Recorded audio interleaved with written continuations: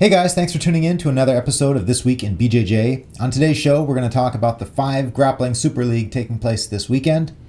We're going to talk about Bernardo Faria. Then we're going to have an interview with Chelsea Lee, who is a women's jiu-jitsu instructor at AOJ, and she is competing in the 5 Grappling Super League.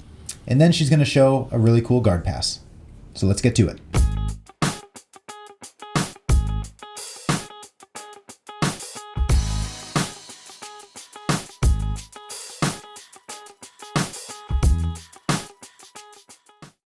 So first up, we have to thank our friends at ColiCure. ColiCure is the best way to fix your ears after they've been damaged, which is also called cauliflower ear. What happens with cauliflower ear is your skin separates from the cartilage, and you need to take out the blood, which fills in that cavity, and then you need pressure to keep the skin pressed against the cartilage. ColiCure does exactly that. It's the best way to do it, and it's available on BudoVideos.com, so check it out. Okay, the 5 Grappling Super League. You've heard me talk about this for the past month or so. This is going to be a really cool event. It's an 8-man division and an 8-women division, and there's 2 super fights. Instead of going through all the names, you can check it out on 5grappling.com, but the 2 super fights is worth the price of admission alone. We got Otavio Souza facing off against Keenan Cornelius. They've never fought before. That's a very interesting matchup. And then we have Joao Miao facing off against Gary Tonin. That is a rematch, and that is going to be super exciting. That's a match that you don't usually see because Gary doesn't do a lot of IBJJF tournaments, so it's going to be really interesting to see if he can attack Joao's foot. I don't recall ever seeing Joao tap to a footlock. And then there's also the question of, can Joao take Gary's back? So those questions will be answered this Saturday. Tickets are now available on 5grappling.com. They're $25 for the pay-per-view, but you can save 20% by using coupon code BudoVideos. The event is going to start at 2 p.m. Pacific time, and there's also a limited number of seats available inside Studio 540, which is the venue of the event. So check out everything on 5grappling.com. We here at Budo Videos are going to be putting on the live broadcast, so you can be sure it's going to be a strong, stable connection. It's going to be a great event. Okay, time for new products. 2 new products. First off, Tinguinha. He is an old school guy. He is a guy who made some of the earliest instructionals, particularly on open guard. He has a series on spider guard, cross guard, sitting up guard, open guard for beginners, extreme open guard. You know, the open guard was something that was not taught in the early years of jiu-jitsu, and even in back like 10 years ago, hardly anybody was teaching it. But Tinguinha broke it all down, and it's still relevant today. Now all of his instructionals are available on demand on BudoVideos.com. So it's a very handy way of checking out really good content. So check that out on Budo Videos. And now the second big release. This is a brand new instructional by Bernardo Faria. Bernardo is the double gold champion at the 2015 Jiu-Jitsu World Championships. He's had 15 matches in 2015, and he has passed all 15 guards of the opponents that he faced, and he won all 15 matches. So incredible start to the year. Of course, the year's not over yet, but Bernardo is doing amazing. And he is doing very basic jiu-jitsu at a very high level, at the highest level. So he shows you how to pass all the new guards in jiu-jitsu, how to stop the guys from spinning underneath, how to stop the guys barambolos. He breaks it all down on a 4 DVD set. The set is called Bernardo Faria's Pressure Passing Encyclopedia. 4 DVDs for an amazing price, $77.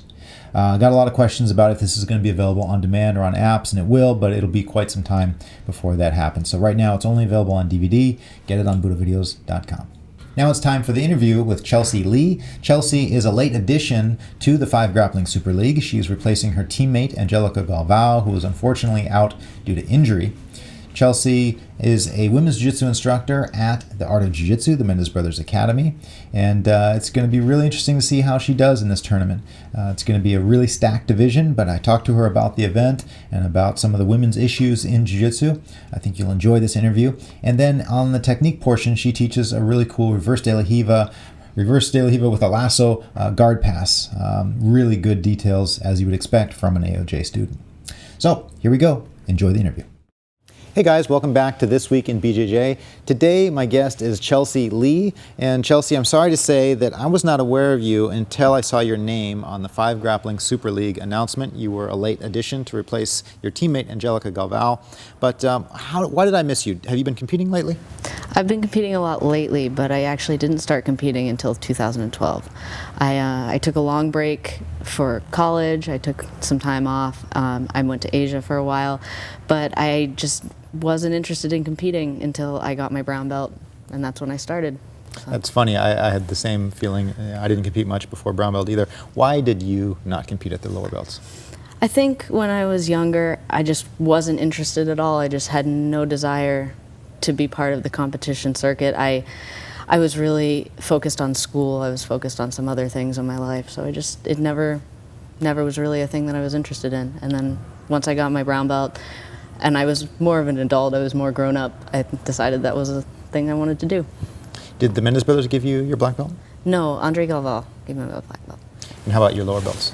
I used to train, I trained all over the place, but I started training at a Gracie Barra school in San Diego that's not there anymore. And then I got all my belts through my brown belt through that school, and then I moved over to Atos. Moved to Atos when I came back. So, you know, there's not nearly as many women in jiu-jitsu as men. You know, jiu-jitsu is a pretty physical activity and seems like a harder sell for women. And then you mentioned the Atos team, which is known for their hard training. Are you unique in that aspect? Did anything scare you away from training at such a tough school? No, I loved every minute of training down in San Diego with Andre. I thought that if I was going to really commit myself to being the best that I could be, that I had to go where I could train with the best. And that's why I chose to train with Andre. I don't regret any time spent there, any of the blood or sweat that I left on those mats. I appreciate everything that I put in there, that I got out.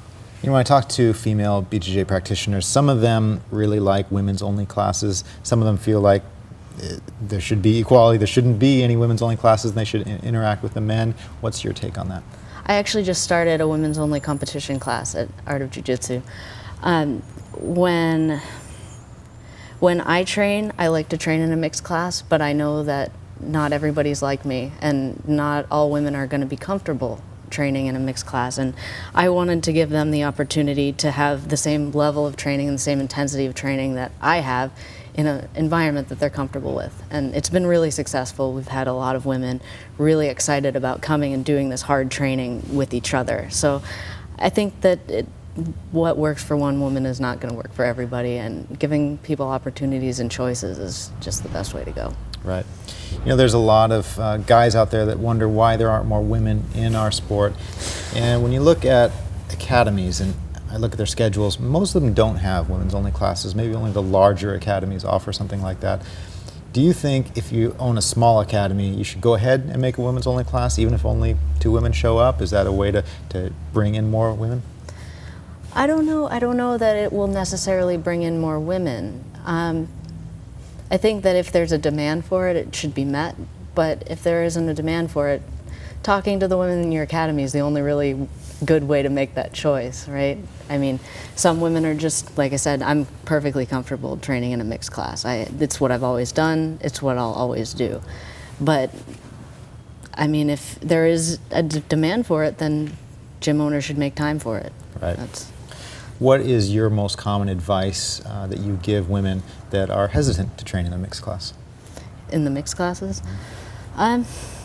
I just tell them that they don't ever have to train with anybody that makes them uncomfortable. It's perfectly okay to say no. They can walk away from a role at any time, and if you're uncomfortable, you just walk away, sit out. You don't have to worry about being rude. It's not about being rude, it's about protecting your mental health and your physical safety. Right. Sometimes I see huge guys get paired up with small women and think, you know, if the guy has to have a lot of control to make that work. And a lot of big guys are perfectly capable. Some aren't. Some small guys are really not capable of controlling themselves either. So it really is down to the individual. And I think if a woman is not comfortable, she just has to feel empowered to be able to walk away. That's really it. If she feels able to make that choice and able to walk away without facing repercussions, there shouldn't be no issues. Right. Women are definitely, physically different than men. And like you mentioned, some guys don't have the self-control that they should have. Have you ever had to give a guy a talking to if he's rolling too hard with a woman? And if so, what do you say? I tend to let the female students at the academy deal with their own issues unless they specifically come to me and talk to me about them. I've personally had to tell people that they need to chill out, and I just tell them that they're rolling too hard with me. I weigh 120 pounds. You need to relax a little bit. So and most guys take it perfectly fine. They don't even realize. They see a black belt or a brown belt and they think they can roll as hard as they want. It's not necessarily the case. But for the most part, guys don't even know that they're doing anything wrong, so they can't stop unless you talk to them about it. Right. So you got invited to the Five Grappling Super League. How did that come about? Well, I got invited when my teammate injured her neck, and I guess it's been kind of a chronic injury that she just really wanted to heal up before the next competition season. So they messaged me, and I stepped up to take her place on short notice, and I'm really excited to be part of the event. When you got that message, did you feel butterflies in your stomach? Yes, and I knew that I was going to accept the invitation one way or another, so it didn't really, the rules didn't really matter, or nothing really mattered as they sent me the details. It was just, I knew I was going to take the opportunity. What's the main emotion you feel? Is it fear? Is it excitement? Right now, I'm just focused on training. I'm sure next week, if you asked me the same question, there would be a different answer. But right now, I'm just focused on, getting my last few days of hard training and focusing on what I need to do, what I need to work on in training, and then I won't worry about the tournament until I'm probably at the venue, because otherwise I'll get neurotic and inside my own head about it. Right. Of course, you can't choose your first opponent. There's an 8-women division, but if you were able to choose an opponent, who would you pick? Well, we did. We have our draws. So my first opponent is Fabiana Borges. Okay. Yeah. Have you faced her before? I haven't. She's a weight division or two higher than me, depending on what weight division I fight in. Mm-hmm. So this is an open weight tournament, yes. Right? So in that case, are you eating extra to be a little extra heavy? I am. I was initially working with a nutritionist because I was thinking of moving down to light featherweight. So my weight was very low when I got the invitation. So I'm just trying to maintain my weight at a weight where I feel healthy and strong. I'm not trying to get any bigger because I just didn't have time. But I am trying to just focus on feeling strong and healthy for the tournament. Right. So now, are you training at the Mendes Brothers? You're teaching at the Mendes Brothers Academy. Yes, Are you training there? I train there as well. Yeah. Would you say your game resembles their techniques? That's a hard question. I feel like I'm really a medley of everything that between Andre and Angelica and Hafa and Guy, I feel like I've really absorbed a lot of every part of them. It's I feel like I've taken a little bit of each of their game, but I feel like my jiu-jitsu has definitely changed since I got up there. It's completely different than it was. I'm not the same athlete as I was this time last year. Not even close.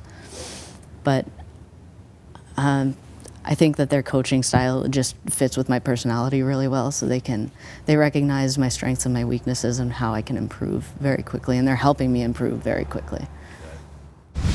When I train, I like to train in a mixed class, but I know that not everybody's like me, and not all women are going to be comfortable. I work with the collar grip, and I pull him in with the collar grip. If I can get him to curl up, that's even better. And he should be really uncomfortable here. He shouldn't be able to really do anything with his legs or with his upper body.